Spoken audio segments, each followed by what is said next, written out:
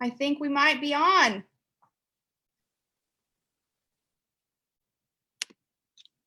think so. Meeting is now streaming on Facebook. All right, y'all, I think we made it. I think my carrier pigeons in Western Kansas and yours in Eastern Kansas or Central Kansas, Steve, they've made connection. All right. All right. So thank you all so much for being on tonight. My name is Tatum Lee, and I'm the RCAF Development Director. And it is a great honor and pleasure to get to hang out with some industry leaders and talk about the big news of the week, which is this checkoff petition. So we are going to start. We're going to start and do some introductions first. Let's start with you, Nick Nesson. Where are you from? And where are you at? What do you do? Yeah, well, thank you. I was born and raised in Illinois on a small family farm there, about 65 miles southwest of Chicago. Grew up on a cattle and row crop farm, and had the opportunity to attend college at Montana State University in Bozeman. Went out there to learn more about cattle, and got a degree in 2008, and moved back to the family farm to help propel the cattle operation forward. And got an interesting opportunity to move to East Tennessee and manage an operation down here. And so I kind of handed the home farm over to my brother, and he's taking care of that place. And I'm managing a place in East Tennessee right now. So awesome deal. And, we've been ranching for probably about I'd be the fourth generation to be involved with this family ranch. Perfect. And you're part of this group. I met you through Steve Stratford. So Steve, let's drop down to you. Tell us a little bit about yourself and where are you coming from today? I live in Pratt, Kansas. This is where I was born and raised. Been here forever. Both sides of my family homesteaded here. So, I'm a seed stock producer. We sell a couple, 300 bulls a year. I help sort and manage the sale barn, Pratt Livestock, which probably a lot of people have seen or know the name. We're pretty good sized livestock barn in Kansas. Then I also order by cattle. I send cattle to 4 or 5 states, every week. So I guess pretty ingrained in the cattle business. Love it. And just think that there's some efforts here that to condemn or compliment you guys from afar. First time I've ever really seen you guys are on Facebook, but you guys work really hard for the producer, and I'd like to thank you. Well, it's a great joy to be part of RCAF. And I actually came on board RCAF 4 years ago, and one of the first folks that I met was Brian Hansen. Brian, tell us a little bit about yourself and what you guys do up there in South Dakota.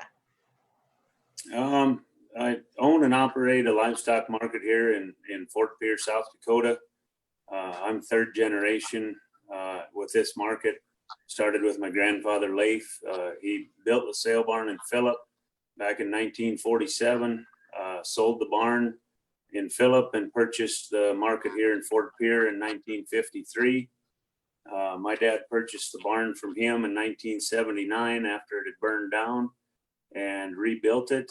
And then I've partnered with my dad here about the last 10 years. So I guess I've got my son Chase and my daughter Timber.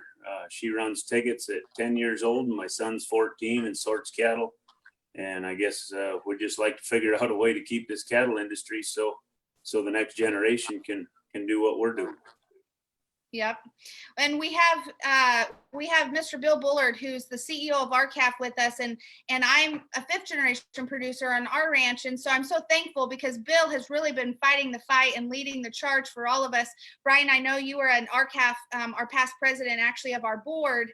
And so some great men and women that have come before us to fight for us at RCAF. And Bill, do you want to talk a little bit about yourself and who you are and why'd you get involved? Because I sometimes think that you're the man shrouded in mystery. Why are you at RCAF? Well, because I was offered a position here about 19 years ago, and I jumped on the opportunity to represent primarily cow-calf producers and backgrounders and stockers, and also feeders. So I jumped on the opportunity to represent the interests of the men and women who actually raise and sell cattle and who desire more than anything else to derive their income from a competitive marketplace.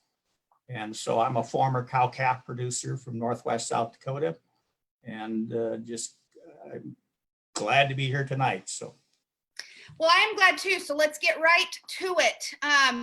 We're going to start, Brian Hansen, I'm going to start with you.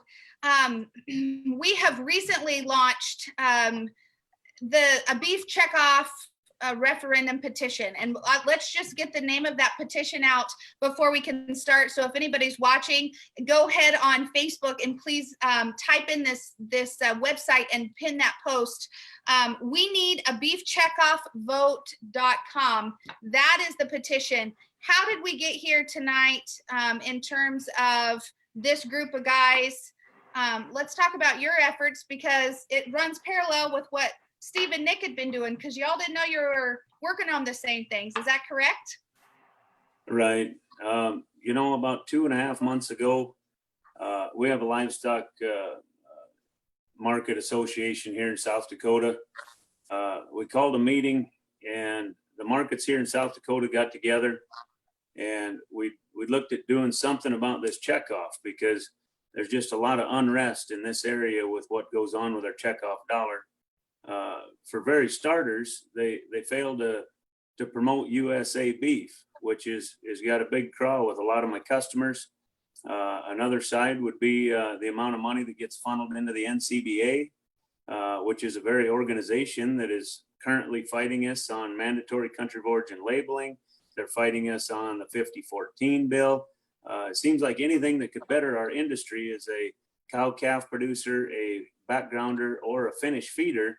You've got the very organization that's supposed to be your cattlemen's, which is the NCBA, standing in the doorway and not only standing there, but lobbying against you. So they received, I think, like $27 million out of our checkoff last year. And then on top of that, another 10,000 or another 10 million, I think, went into the federation side of it. And that's our dollar. And when our dollar is getting used to hit us across the forehead when we're trying to get something done to better the lives of our producers, we decided it was time to do something. The organization here, we voted unanimously with our board. We also had a polling of our membership, which was, there was a market that voted against it. That'd be Justin Tupper with St. Ange, he's the current president for the U.S. Cattlemen's Association, which they voted against it. But the rest of the markets that were on the call voted for it, and the board voted unanimously to move forward. So at that time, I ended up getting in touch with Nick Nesson, who no idea of mine. I had no idea he was already involved, but had already laid the legwork with USDA. So I just began communicating with Nick, and then up in this area, we started gathering support from several other organizations, many other states, as well as we've got several rural electric co-ops that have come on board. It's just been really a really popular idea in my trade area, as well as my bordering states, to put this to a vote of the people. So the Beef Checkoff organization as a whole claims to have somewhere around 85 or 80%, whatever number they pick, positive support for the checkoff. So my feeling is, if that's true, they should be on board with this. There's nothing better to give them some proof for their 80%. But of course, obviously, I think their numbers might be skewed a little bit, and I guess we'll find out. I think we're going to get the amount of signatures needed for the USDA to move forward with the referendum, and I guess we'll let the chips fall where they may. But any checkoff, whether cattle, a corn checkoff, any of these checkoffs, soybeans, wheat checkoff, there's none of them that should operate without a sunset. They should all have a random referendum vote every 4 years, every 8 years, 10, you pick the number. But that's the only way to have any checks and balances in your checkoff itself. So we're going to move forward with this. I really appreciate what Nick has done. I've been in contact with him several times, and as well as with Steve Stratford. And of course, we've had some wonderful insight from Bill Bullard. So it's been a great group to work with. Well, let's move on to you. Nick. So are you some Politico? Have you been working on Capitol Hill and working with the USDA, or how did you get on board in terms of making something happen? I know the story. I want you to tell the story about how your friend Steve Stratford swindled or talked you into doing this favor for him, because it's pretty incredible that when a group of people want to make a difference, they can, and you did. So thank you, Nick, for being persistent. Tell us that story. Well, I was out doing chores one day and Steve sent me a text message or a phone call and said he needed a favor. And Steve's, working hard in the sale barn every day and doesn't have time to write letters back and forth to the USDA. And I had a little bit of time to look into the issue. And so I started figuring out what it would take to actually do this. But before Steve contacted me, I'd always kind of had in the back of my mind, this is something that we haven't checked in on in over 35 years. I just celebrated my 35th birthday on July 1st. And so we've got a program going here that hasn't been voted on in my lifetime. And, I kind of like our country, and I like the fact that we vote on things from time to time. And I think that the checkoff should be one of them. And so it was kind of something that was easy for me to get involved in and want a little bit more say in how these dollars are spent and what these guys are doing and saying with them. And, this coming on the heels of the labeling petition really inspired me to kind of take action and see if we can't get a vote on something that's going to allow me to walk into a grocery store and my family and to differentiate our product between the other products that are in the case. Hopefully.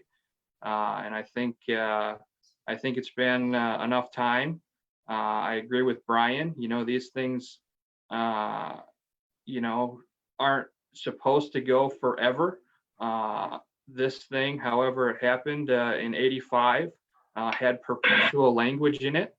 And I think 35 years is a good amount of time. And I think it's time that we have a vote. Yep. Absolutely. Well, I know that when you wrote your letters to the USDA, you didn't get a response back right away. So you had to write more letters.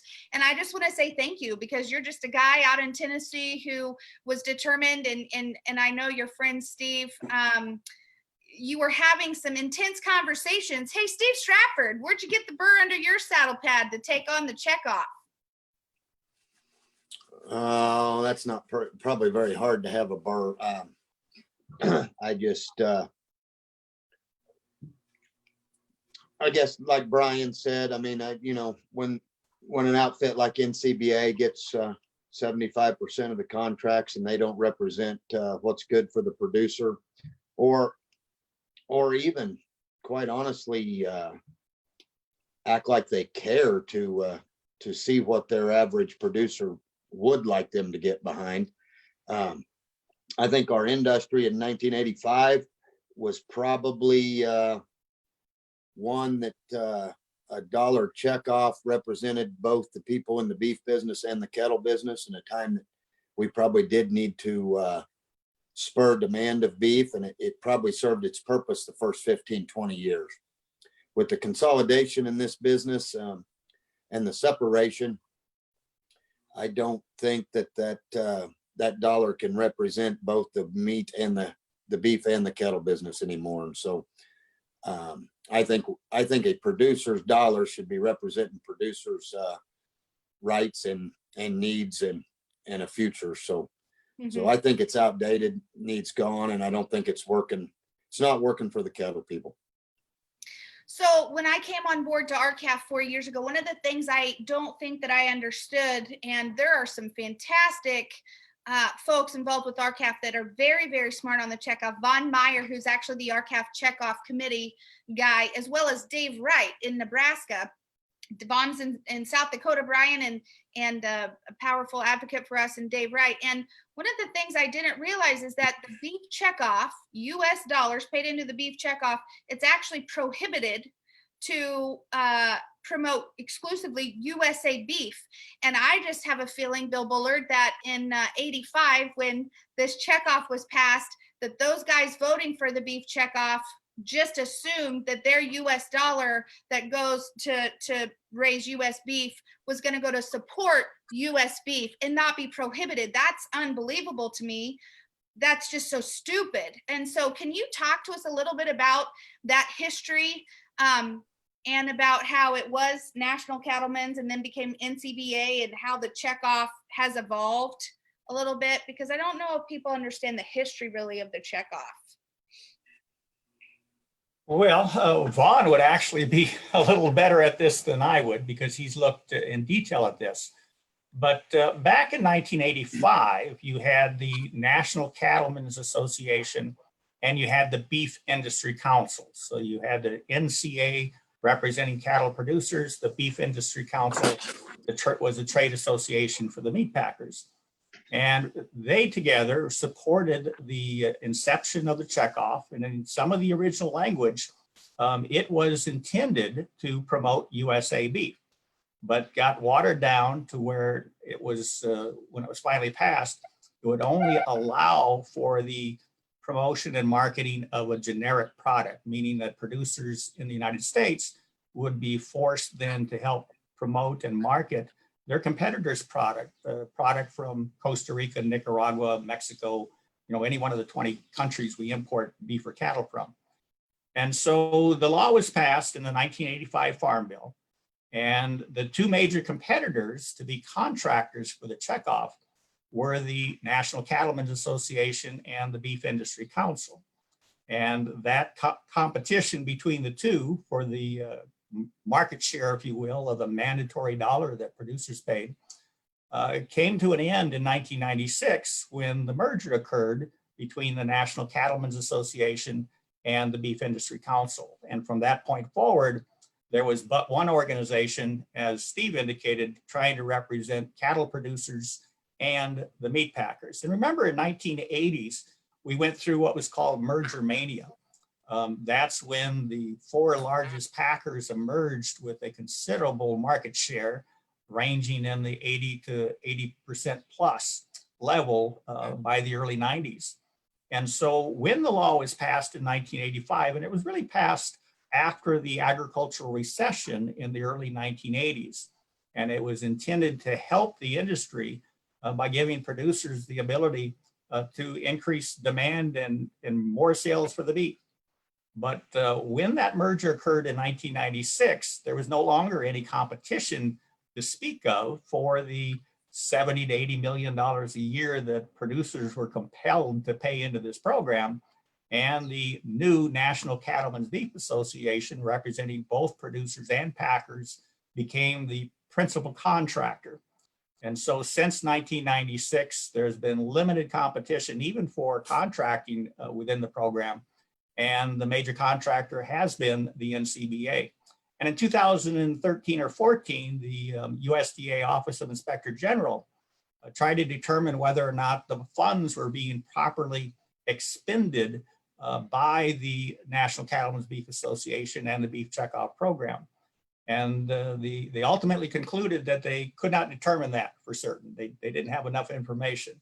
But they were aware that there was $216,000 of misspent cattle producer monies that the NCBA was then required to pay back to the the Cattlemen's Beef Board.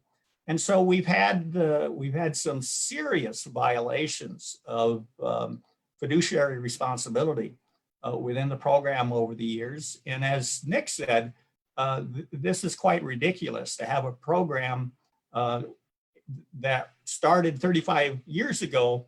And there have been monumental changes that have occurred in the industry since then. But yet producers have essentially been deprived of an opportunity to do as Brian said, and that was to impart some checks and balances into the system. And so that's why we're here today, is because producers deserve the opportunity to express their opinion as to whether or not this Beef Checkoff program has even met their expectations. And as Brian indicated, it's time to let the chips fall where they may. The most important thing, though, is that producers deserve to vote on a program that they themselves are funding. And we've tried for years to reform this program, for 20 years to reform it.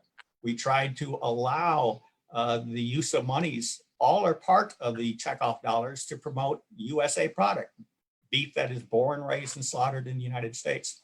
And that was strenuously resisted by the National Cattlemen's Beef Association and the packers.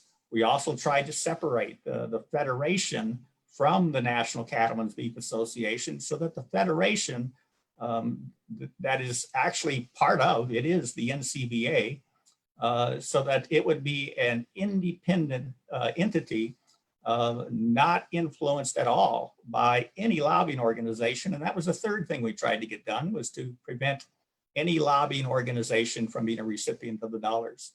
So that's what brings RCAP here today, is 2 decades worth of attempting to reform the program and running into a brick wall. And so when you do that, you know, when the government does not respond to the needs of the industry, then what the industry needs to do is take it upon themselves to get the job done. And that's exactly what Steve and Brian and Nick are doing, and we support them fully. Yes. Hey, I have a question for you, Steve Stratford. A few months ago, I was on Twitter and had a conversation with Joan Ruskamp, who's also a fellow Kansan, or maybe she's Nebraska, actually. She could be Nebraska.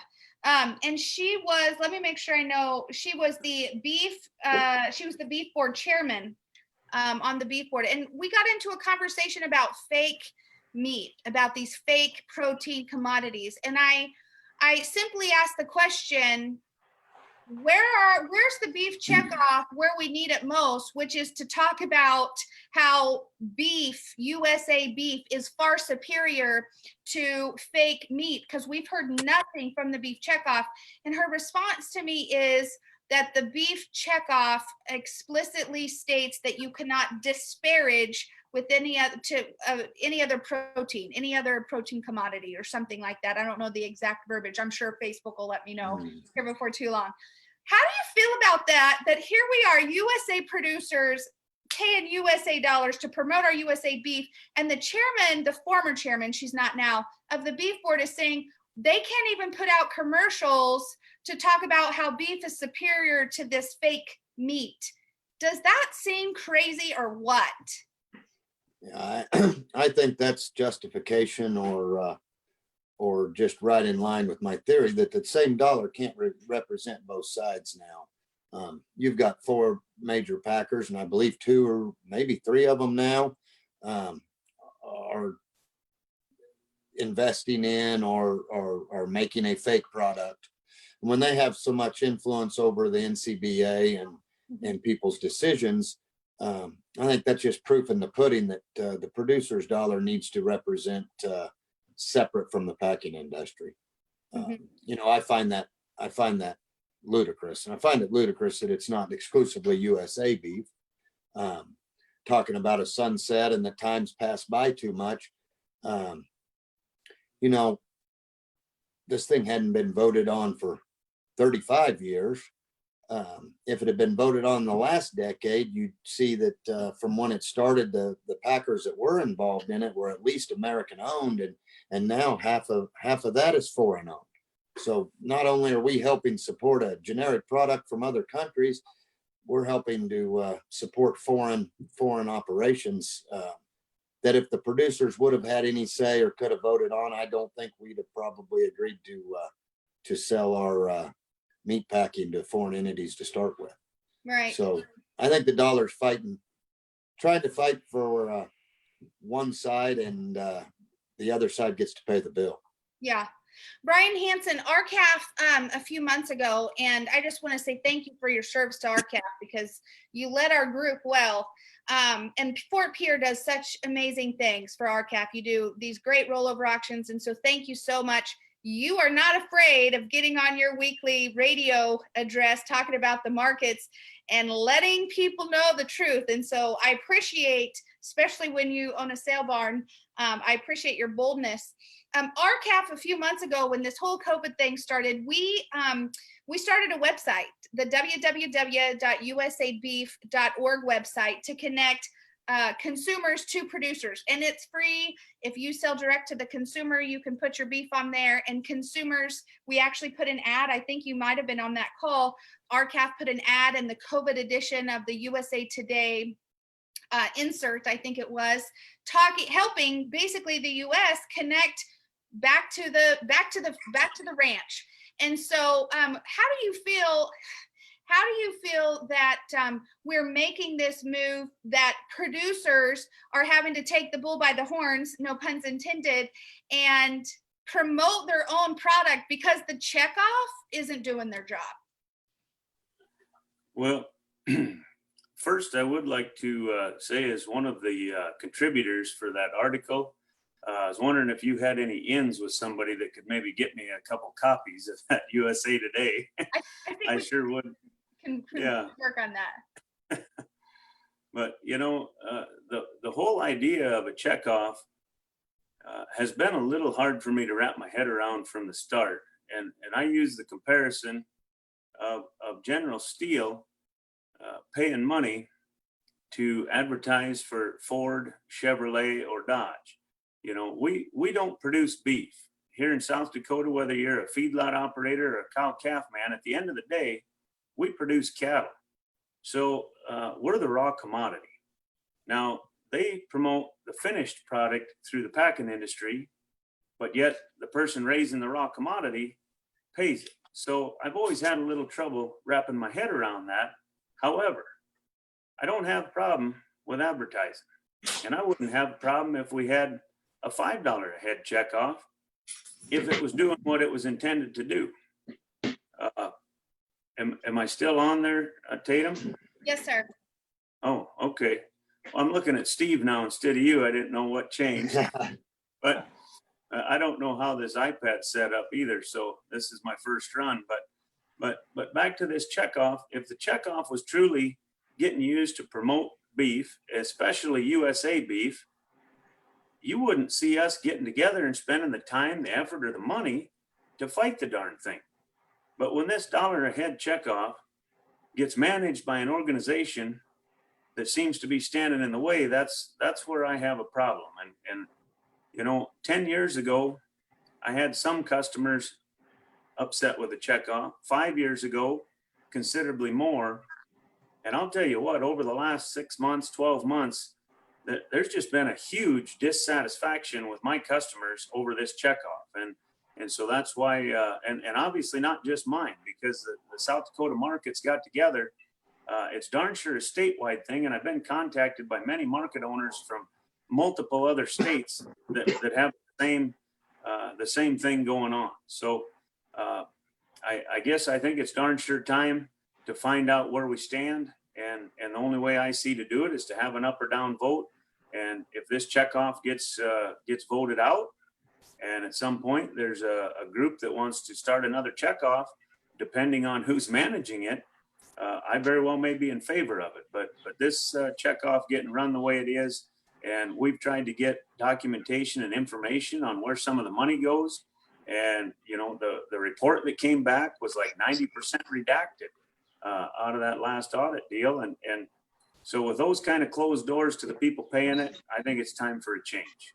It just seems interesting when there's no transparency. You have to beg the question, why would you not be transparent with other people's money? That just seems very commonsensical. Talk about the numbers that we're going to need. So let's mention the website again. We need a checkoff. We need a beefcheckoffvote.com. I think that's what it is. We need a beefcheckoffvote.com. We tried to make it easy. So when you see your neighbor at the co-op filling fuel, you can just say, have you signed the petition? we need a beefcheckoffvote.com. That's the website. But let's talk about numbers, because they tried a referendum before, correct, Brian? And the USDA threw out some signatures. Let's talk about that so we don't do that this time. Well, I don't know all the specifics of why the USDA kicked several signatures out, but back in 2000, I believe was the year, the LMA, the Livestock Market Association, that's a national organization that many markets, including myself, belong to. They took this upon themselves back in like 2000. And at that time, they needed somewhere in the ballpark of 100,000 signatures, I believe, and that was all on paper. You know, there was clipboards laying on sale barn countertops all across the country. Well, they got about 126,000 signatures, thought they had way more than what they needed. Well, the USDA came in and did some kind of an audit and threw out, I believe, in the ballpark of 40,000 of them and said, well, you didn't reach your quota, and just shut it down. It was a done deal. So we have been granted by the USDA the right to do this by electronic signature, which frankly is a big step from having a clipboard laying on countertops, and just the personnel part of it, just the trying to put all these different pages and getting them to the same place and scanning them, whatever. Now it can be done on an iPad, an iPhone, even your home computer if you're handy enough to sign your signature with a mouse, which we tried here at the sale barn just to see how it worked, and it does work, but you might not get out of kindergarten with your cursive. But this is working well. We're hoping to get twice the amount of signatures we need. I think it'd do two things. One, we want to make sure we've got enough signatures that even after the USDA does whatever kind of an audit they want to do, that we still have over the 88 or 89,000 required. Also, having a big number up front, that shows support too. And not only by producers, but I think the amount of organizations that have signed on to this, as well as markets and different businesses, different ranches, it's darn sure a sign of support across the industry. And I think it's going to open some eyes at the USDA, and hopefully this thing moves forward the way we want, and the USDA does what they're supposed to and grants us this referendum vote of the checkoff. So I want to point out one thing you said, which I think is so good. For all of you that are watching, if your sale barn is not offering this, we need to talk to those sale barn owners, because Brian, you talked about having an iPad at your counter when people are checking out, and people can just sign right there to make it super simple, because there's a lot of folks in our industry, they don't feel comfortable with the technology. They're going to feel more comfortable with paper. So that's how Fort Pierce is going to do it. Then you all are going to offer an iPad, and then ladies at the office are going to help folks get their information put in. Is that correct? Yeah, you know, and it's kind of funny. So yesterday, our sale was today, Friday. We have a Friday sale this time of year, just a Friday sale. So I went up to Walmart and I was going to buy an iPad just for this. Well, I called my wife, because if you ever went to Walmart, there's a lot of them, and I didn't know what I needed. And she said, well, what do you need it for? And I explained it to, you know, what I wanted to do with leaving one here at the barn. And she said, well, I've got an old one that you can use that I don't use. And I went, well, now that makes a lot more sense. So if your household is similar to mine, your son, your daughter, your wife may or may not have a tablet or an iPad that's been upgraded. Well, guess what? You don't need a new one. All you need is one that'll hook up to the internet with a Wi-Fi connection. If you've got it at the sale barn, that's what this one is. You lay it there, you click the link and send it off. So I've just got my wife's old one that's been laying in the cupboard. So that may or may not be the case anywhere else, but this iPad's probably 7, 8 years old. Works just fine, but it's the old version, but it works plenty good for a petition. Sure. So that's that side of it. And also, as much as I love the website, we need a beefcheckoffvote.com. Is that right?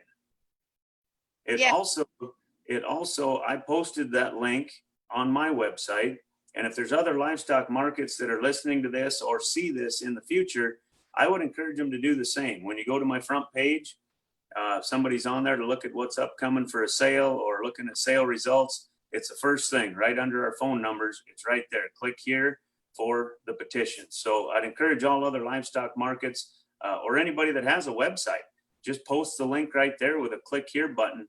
And that will help share it as well for the people that don't have Facebook or social media. Right.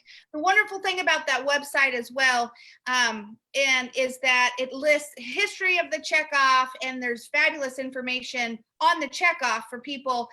We're planning on, Nick, we talked the other day when I called to visit with you, we're going to start doing some videos, and we're going to post those on that website as well, because we have a year. Is that right, Nick? We have a year to get these signatures. And the goal, I think, Brian, you told me yesterday, is we'd like to double it. So that would be about 200,000.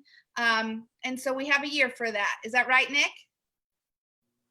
Yeah, that's right. USDA provides the 12-month period to collect signatures. The official launch date for this was July 2nd. And so we've got until July 1st of 2021 to collect the signatures.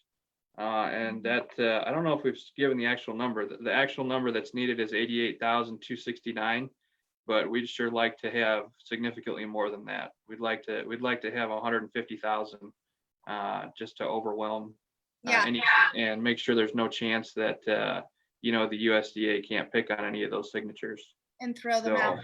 Yeah, one thing I wanted to point out is specific to the USDA guidelines, they want a parent or guardian to sign for anybody who owns cattle who's under the age of 18. So, if your kids or anybody else on the farm, the youngsters have 4-H cattle, show cattle that they own, they qualify to have a voice in this too, as long as they cooperate with their parent or guardian. So make sure that you get those included in this petition as well. That's such good information. What other Politico information do we need? What other official information do we need, Nick, that have we mentioned all of it? So we have a year, we need to get probably 150,000 signatures. If your child is a minor, you need to sign for them, but then they can sign too, correct? As their own entity. So you can sign for their child and then they can sign for themselves. Are there any other parameters we need to be, and they have to have sold an animal between, what are those dates? The dates are the same for the petition. So from now until, next July, Okay. if you own or sell or have an interest in cattle, you qualify to sign the petition. Or purchase. You don't have to sell one. I mean. Yeah, that's right, Steve. The guidelines, we wrote the petition and used the guidelines directly off of what the USDA provided for us. Great. If you just go on there and check the eligibility and the requirements, it's all listed right on the petition. Yep. Great.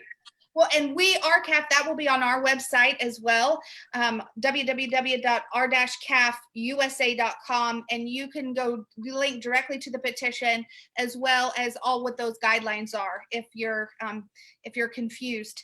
Bill Bullard, what reforms, I know you've talked about the different reforms RCAF has done in the last 20 years.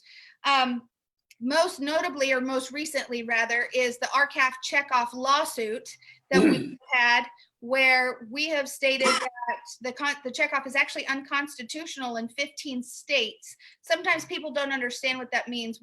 Can you explain RCAF's latest endeavor with the lawsuit? Because I know that there have been some changes to that recently.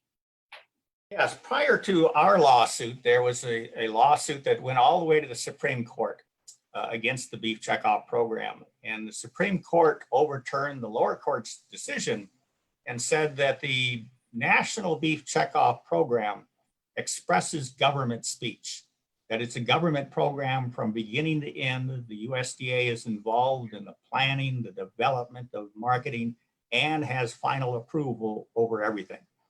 And so after that lawsuit, and as these other problems arose within the checkoff, we looked at the checkoff program in its totality to determine, what isn't operating right. It just can't be right that these state beef councils can send $10 million to the Federation of State Beef Councils, that means to the NCBA, and spend hundreds of thousands of dollars just to have the privilege of sitting on the board to represent your other cattle producers from your state. And so what we realized was that there were 15 state beef councils that were private entities, and that there was no government control to speak of over the planning and development and the expression of their marketing programs and advertisements. And so we alleged that it was unconstitutional for the USDA, the US Secretary of Agriculture, to compel producers to fund the private speech of private corporations without the producer's consent, particularly speech that the producer disagrees with. And so that was the argument that we brought in the federal district court in Montana, and the federal district court agreed with us that the Montana Beef Council was the first case, test case, and the court agreed that it was a private entity, it was expressing private speech, and so an injunction, a preliminary injunction was awarded to RCAF to stop USDA from compelling Montana ranchers to pay to allow 50 cents of every dollar that they are mandated to pay to be retained by the Montana State Beef Council unless the producer first gave their affirmative consent. So then we expanded the case to 14 states. And during the time after we filed the lawsuit and after the USDA realized that what they were doing was unconstitutional, and very importantly, that meant this has been operating for 35 years, violating our US Constitution. And when USDA realized that they had no defense to that, they came in and entered what they called memorandums of understanding with each of these 15 states. And the USDA purports that this memorandum of understanding is a contract that essentially allows the USDA to assume full control over the operations, the planning, development, and expression of speech of all of these 15 states. And in addition to that, they finalized a rule that would allow producers to have their money that was destined for the state, because the states were keeping 50 cents of every dollar. The rule would allow producers to redirect their money from the state to the federal program where the operation was a government program. So what the court has now determined at the lower court level was, as a result of the corrective actions taken by USDA to remedy their 35-year violation of our US Constitution, that the case is no longer a case about compelled private speech or compelled subsidies of private speech. Now it's a case of government speech, just like the federal level. So the lower court has determined that this is government speech at all in these 15 states, meaning that producers who thought that this was a producer self-help program, that we were deciding our own destiny, that's not the case at all. This is a government mandated program that is overseen, managed, and all decisions are made by the government. This is a government program from beginning to end. And now we're appealing that lower court decision because we are concerned and firmly believe that you cannot correct a serious violation of our US Constitution with what is essentially a revocable contract. These MOUs, memorandums of understanding, can be revoked. So that's where we're at in additional efforts to reform the checkoff. The first efforts I talked about before. Right. The most important, of course, was to allow monies to be used to promote USA born, raised, and harvested beef. So there's going to be pushback, and we'll end with this. And we'll kind of go around the key here, but there's been some pushback. There's going to be pushback, right? There's always going to be pushback. And they're going to say to us, Steve Stratford, I don't know why you're griping, because you have just as much opportunity to elect people to sit on that CBB board as we do, and those representatives speak for you. And I've heard this many times on our Facebook page. If you don't like what's going on, get involved. If you don't like what's going on, go and make your voice heard. And the other thing we're going to hear is, if we're not promoting beef, who's going to do that? What's your alternative plan? And so do you want to, so there's quite a bit wrapped up in that. Do you want to get rid of the checkoff entirely, or do you want to reform the checkoff so there's still some voluntary promotion of beef? Or, you know, what do you say to those guys that are going to be sitting in those NCBA positions and go, yeah, Stratford, now what are you going to do? Well, I think the way it's written and what we have to do is terminate it, and whether producers vote or voluntary come back with another program, I mean, that's a separate hurdle. I think a producer program working for the producer and in the right avenues is probably money well spent someday. I think right now that if you took our millions upon millions away from the packer, and if the checkoff was doing what it's supposed to be doing, or what they would claim it's doing for beef demand and beef sales, I don't think the four major packers have a cash flow problem to go ahead and pick up that slack and advertise it for themselves. So you're not going to get a lot of sympathy from me from that one. You know, we don't have a demand problem right now. Our product has got plenty of demand and plenty of value. What we have is a problem getting the retail, a percentage of the retail dollar of that value. And that in turn is where a checkoff needs to be working for producers' rights, not packer advertising. And like I say, I think we're in two different businesses now. So I think the packers can advertise the meat if they would like, and I'd like to see a producer program go to trying to gain share of the retail dollar for the producer. Mm-hmm. What about you, Brian Hansen? What are you going to say to the haters that just say, Brian Hansen, if you want this change, just get elected to the CBB. Now, what are you going to do if it goes away? Well, the beef checkoff is doing what it's supposed to, I guess, because we've seen the highest retail beef price in history over the past 3-4 months. But the problem is this week you're from $93 to $95 fat cattle, and that's what we're selling. So if they're talking beef demand, I guess they did their job. Demand must be good. Retail beef price as high as it's ever been.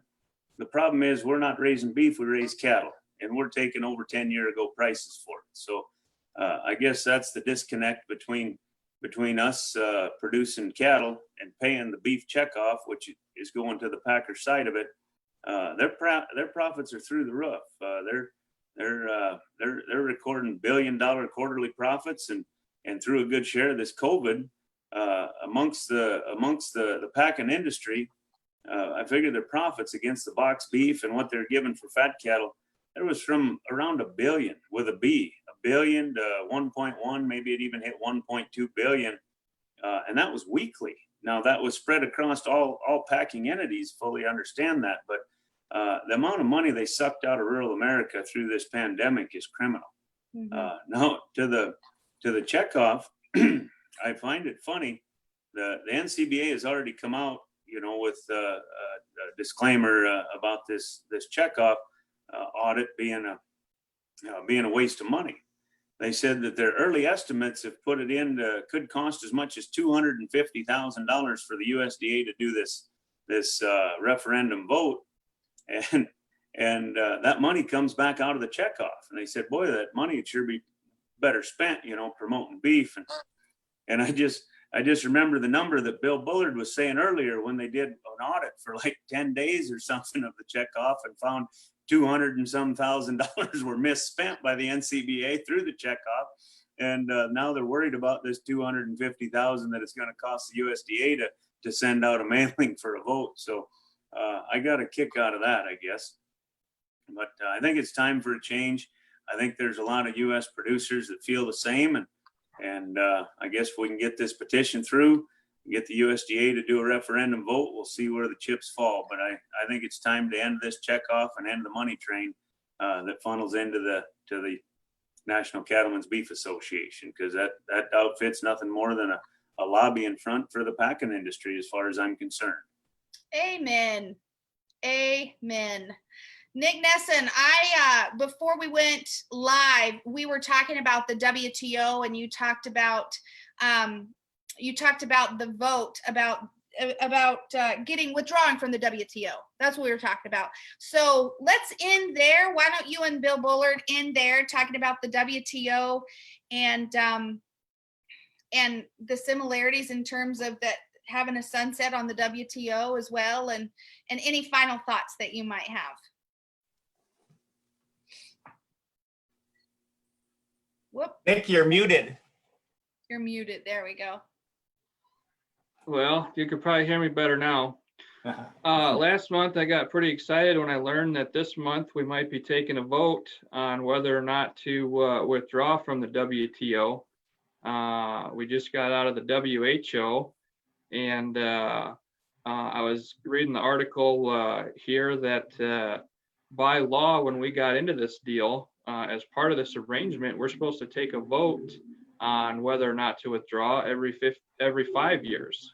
And it's been 15 years since we've had a vote on this. And now they're kind of giving us the runaround, it looks like here. And, I'm kind of wondering, where the NCBA is to kind of champion the fact that we do take a vote on this important issue. So maybe you, Bill, could give us a little bit more insight on if you think this is going to happen, or if you've heard anything new on this important vote. Well, yeah, and one of the problems with the World Trade Organization, the WTO, is that the panelists are not judges. They don't follow the U.S. Judicial system guidelines and standards. And so the United States is really disadvantaged because they were doing essentially whatever they wanted to do. And in particular, they were overreaching. They were not just making decisions on the facts brought before them, they were inputting their own opinions. And the loss or the ruling against the mandatory country of origin labeling was a good example. Here's the example, is that the law does not require the packers to segregate Canadian animals from US animals or Mexican animals. That's not a requirement of the law. But the WTO nevertheless found that the law requires segregation, and that was part of their decision in their ruling against the United States. Well, when the Trump administration first came to office, they recognized that the World Trade Organization was overreaching. And the panel, the judges, or so-called judges, the panelists that were making these rulings were engaged in unscrupulous type of decision-making. And so the Trump administration began to refuse to reappoint some of these panelists, including the panelists that were on the country of origin labeling ruling.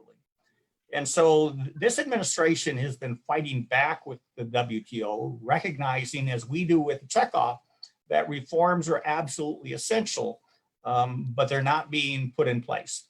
And so Senator Josh Hawley from Missouri, Republican, filed a resolution in the Senate calling for a vote, as you said, to a referendum vote as to whether or not the US should stay in the World Trade Organization.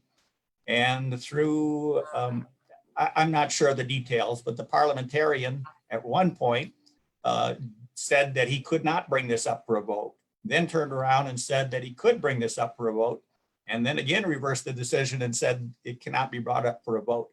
So then a companion resolution was filed in the US House of Representatives, and the leadership of the House of Representatives passed, it was part of some omnibus law, I believe, but passed a ruling that essentially says that the vote cannot occur during this Congress at all. In other words, pushing back the opportunity for our elected representatives to decide if we should be subservient to this international tribunal.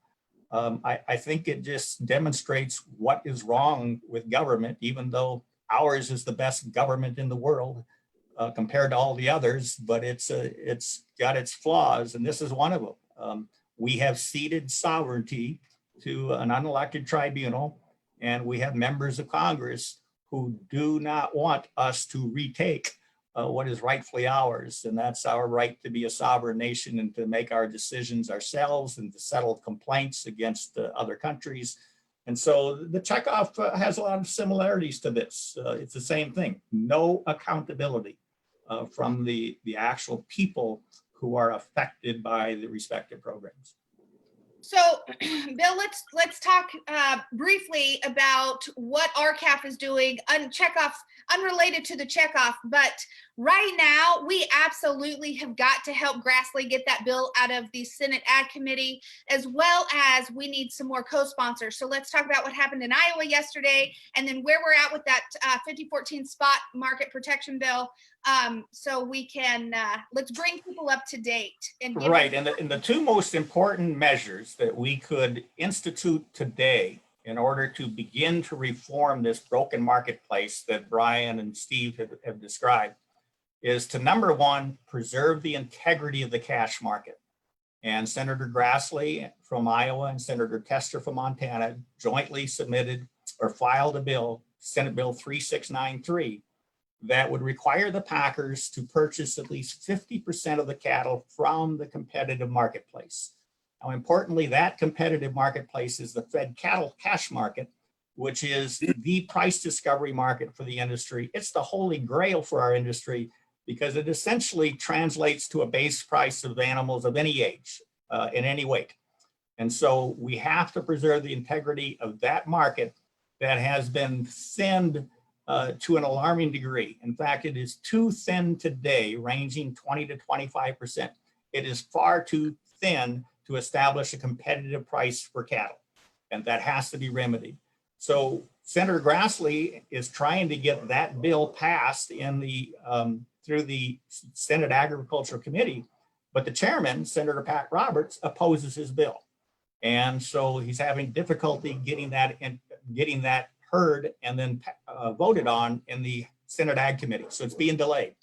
So meanwhile, other congressional representatives from Iowa, 3 congressional Democrat U.S. House of Representatives yesterday filed a companion bill to the Senator Grassley Tester bill in the U.S. House of Representatives. So we now have 2 companion bills, one in the Senate, one in the House, perhaps one of the most important reform measures we can make to reform the broken market structure of our industry. And we're going to have to fight. So begin calling your members of Congress right now and build support and find more co-sponsors, both in the Senate and the House, for these 2 important pieces of legislation. And the other one that Congress is absolutely dragging its feet on, and so too is the administration, is the absolute necessity, as Nick pointed out, for the U.S. producer to begin promoting his or her superior product in the grocery store shelf because it is now competing against cheaper, undifferentiated imports. We must restore mandatory country of origin labeling for beef, and you need to tell your members of Congress that as well. In fact, RCAF has drafted legislation to accomplish that. And we'll be releasing that publicly next week because we had some senators that we had given this to on an exclusive basis, and they have not indicated a desire to introduce it. So we're going to find somebody that will introduce the bill because producers deserve to distinguish their superior product in their own domestic marketplace, and the American consumer deserves the opportunity to support the American rancher. They cannot do that today without country of origin labeling. And it's the National Cattlemen's Beef Association that is fighting both of these very, very important initiatives. The 2 things that we could do to begin reversing the negative trends that our industry are on. And so this is a legislative battle that we must win. So RCAF actually July 1st, we did a national call-in day, and Brian, you did a video, and Bill and Steve, thank you guys for doing those videos. And so we usually do these events and then we don't talk about, here's the results. So here's what we heard, y'all, for you watching. You were powerfully effective. And so many, I know, Bill, you were on a call with one of our members this last week, and they were talking about the call log of how many calls they had gotten. And so we absolutely lit up the phone phone lines to those Senate Ag Committee members. And so we are planning on doing another call-in this next week. And exactly for what Bill said, we must get support for Grassley's bill. We've got to get that out of the Agriculture Committee. If you follow us on our Facebook, you noticed that we actually had a member do some independent research and posted it with legitimate websites that Roberts, there's some, it's Washington. I know this happens. It's not illegal, but one of his staffers is married to a JBS or a former JBS lobbyist. And so that might explain why Roberts, and that's our senator, Steve. That makes me mad being a Kansan. But so we've got to keep the pressure on. It does matter. I know a lot of you got voicemails. That is okay because those count. They have to report those as well. And when they're getting 100 phone calls, the numbers we've heard, if they get 100 phone calls in a day, that's a crisis. And so we are going to be launching another national day this week to get some support with Grassley. And then also we have got to get a mandatory country of origin labeling bill. We've talked about, we have a window here with COVID where when the meat cases were empty, people were paying attention. And so we've got to get a country of origin labeling bill. A couple of final thoughts, channeling my inner Tommy Lahren here for some final thoughts is we will post on this Facebook the history of the beef checkoff. There is a great YouTube video that Dave Wright out of Nebraska, who sat on the CBB for, oh my stars, 8 years, something. I don't want to get that wrong, but he sat on the CBB for quite a while. And he talks about the history of the checkoff and really kind of how it works. So we'll be posting that link. The other thing I want to mention is that, interestingly, Brian, when you were talking about who voted against the checkoff up in South Dakota, or against the referendum rather, RCAF, we're a lobbyist group that we don't take any checkoff funds. People ask us that all the time. Do you take checkoff funds? We do not. We don't even apply for checkoff funds. We don't believe any lobbyist organization, cattle organization should take checkoff funds. RCAF operates completely off of membership donations, about $500,000 a year. And so the USCA and NCBA, the other two national associations, they do take checkoff funds. So that might have been one reason, Brian, that that you had that vote there. I don't know, just maybe. Might have been about 300,000 reasons. 300,000 reasons. That's right. Yeah. That was what USCA took from the checkoff last year. And just as a point of interest, because I don't know if sometimes people understand these numbers, NCBA operated off of, I think it was $42 million last year. Was that the exact, Bill, you will know the exact number. Was that their budget? 42 million-ish last year? I don't know that that was last year, but that's what the Office of Inspector General found, that they were receiving about $40 million a year from the checkoff, and that represented about 82% of their annual funding. So comes from the checkoff. Yeah. So I guess here's why I bring that up. RCAF is a grassroots cattlemen's group. We operate off of, we run our association just like you run your business. We don't spend more than we make. And I don't think probably people give you donations though, Brian, but that is how we operate, or through our donations. And so thank you very much if you're an RCAF member, because it was your dollars that went to pay for the website to get this checkoff referendum up. And RCAF's fully on board because we believe in transparency. And so please join us if you're not a member at on our website, www.r-cafusa.com/membership. The other thing I want to mention, because we're hot and heavy in the planning of our national convention, which is August 20th and 21st, and our speakers are fantastic. I was on the phone with several of them today. A couple of you are on this panel right now that you're going to be there. And this is going to be a convention for the ages. We're in an interesting time. This convention might be one of the most important conventions you could ever come to in terms of RCAF conventions. So please go to rcafconvention.com. You can register there. Last I knew, the hotels were booking up very, very quickly. Ask for the RCAF rate. And then if you want to be a sponsor or a vendor at this convention, I love Steve Stratford. One of my favorite things when I first heard you ranting, can we say that on Facebook? Ranting on Facebook, is that you said specifically, you support people who support you. And if those businesses around your town that you buy feed from or you buy your equipment from, if they're not supporting you and the things that affect your bottom line, don't do business with them. And so I would say if you're watching this and you want to support your industry, come be a vendor at RCAF. Come support our convention, because it's going to be 2 days of the most liberty-minded, a little radical sometimes. No, I'm kidding. I say that just because everybody says we're radical, but it's going to be a great time. So Deadwood, South Dakota, August 20th and 21st. I feel a little bit like a politician now that I just stumped all of that, but it's important.